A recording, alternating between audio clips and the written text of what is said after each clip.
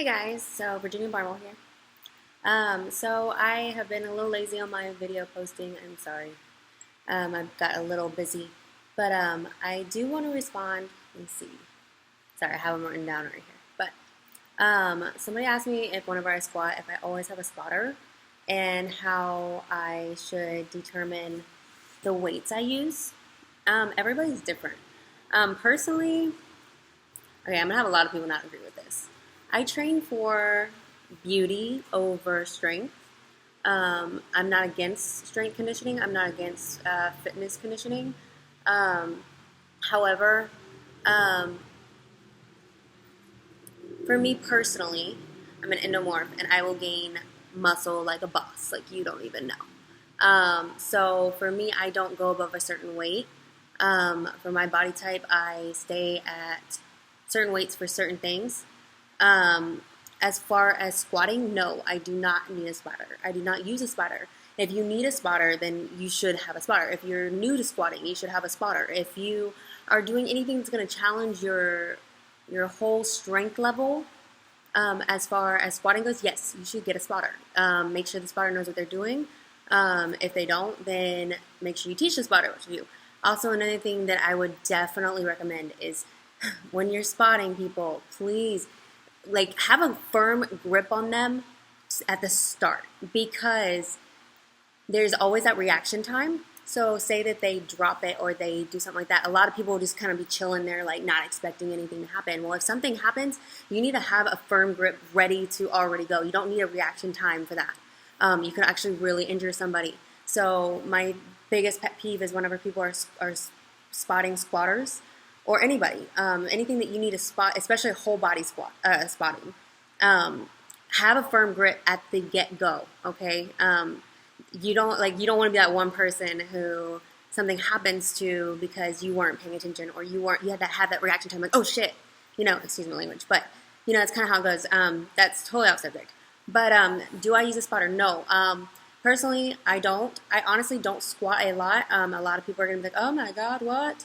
The reason why is because I don't want to widen my waist.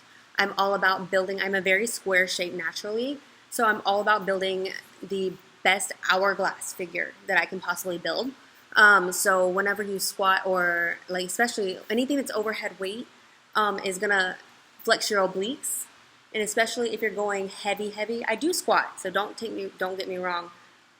Excuse me. But as far as like heavy squatting, I avoid because of I don't want my waist to widen. I will do anything I can to keep a small waist. Each person has their own way of training. I don't disagree with other people. That's just my personal way. I don't say that it's wrong or anything like that. But I will say that's just my way of training, especially because I'm a square figure. As far as spotting goes, no, I don't need a spotter because I don't go super heavy. Sometimes I do if I am struggling or any reason, but if you are a new spotter, yes, you should have a spotter. You can't always have a spotter. So if you do, just go lighter to what you can handle. Let me see what else. I'm sorry, I can't remember what else they are asking me. Let me see real quick. Okay, determining the weight of your workouts. So if you're going to determine your weight of your workouts, it depends on you. It depends on your body type. This is one reason you might want to get a trainer, but you want to get a trainer who knows what they're doing. Because some people will just train for just strength, and that's not going to get you the beauty you want. Now, if you want to train for strength training, then that's no problem. I train for beauty. I'm an endomorph naturally, so like I said, I will get very big, very swole real quick. I have no problem. So I actually keep my weights very, very light. I can get strength, no problem. I can get muscle, no problem, but I choose not to. I go heavy on my glutes. I go heavy on my calves because my calves just don't grow. I try so hard. I do go heavy on hams sometimes, depending on where I'm at with them. However, everything else I actually keep relatively light. I mean, maybe more than the beginner weight trainer, but I don't even keep track of my weights because I don't train for strength. I train for beauty. Again, that's kind of up to your trainer. It's kind of up to, it's really hard to tell. I wouldn't say that logging is wrong. Honestly, for a beginner, logging is really good. I also know my body so well that I know what's going to get me where I need to be, and I know how to push my body without recording exactly what I'm using. I know my limit. I know how to push my limit. So for you, it's really just, it depends on what type of rep you should be. If you want a general answer, you should be having a hard time at the last few. Because, I mean, you could have a rep range from 5 to 8. You could have a rep range from 10 to 15. You can have a rep range from 15 to 20. You can have a rep range up to 50. It really doesn't matter. It depends exactly what you're working, how you're working it, why you're working it that way, blah, blah, blah. So, but the last few, you should be struggling. However, do not lose your form on those last bits. I would rather my clients fail at that exercise, like literally fail by dropping it or needing me to spot them, than I would rather them get really ugly on their form or start using momentum or start, there's a limit. I mean, if you're pushing it, that's okay, but when you get off your form completely, like, no, I would rather you just drop it.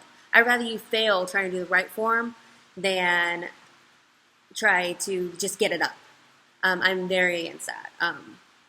Now, I believe that answered adequately. I'm sorry I can't give you an exact answer because that's just not how I personally train.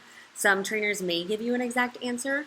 You just kind of have to learn your body type, what you're trying to do with that body type. Because, I mean, not everything you're going to want to go up in weight. Not everything you're going to want to grow. Not everything you're going to want to get bigger or smaller. You know, some things you want to get bigger, some things you want to get smaller. For instance, my booty. You know, I always want to grow my booty as much as I possibly can.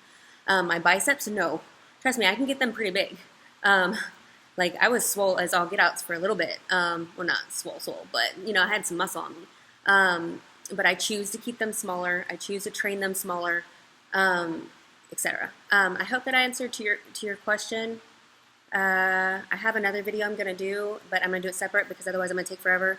Yeah, hit me up if you have any more questions. I'm trying to help you as much as I possibly can.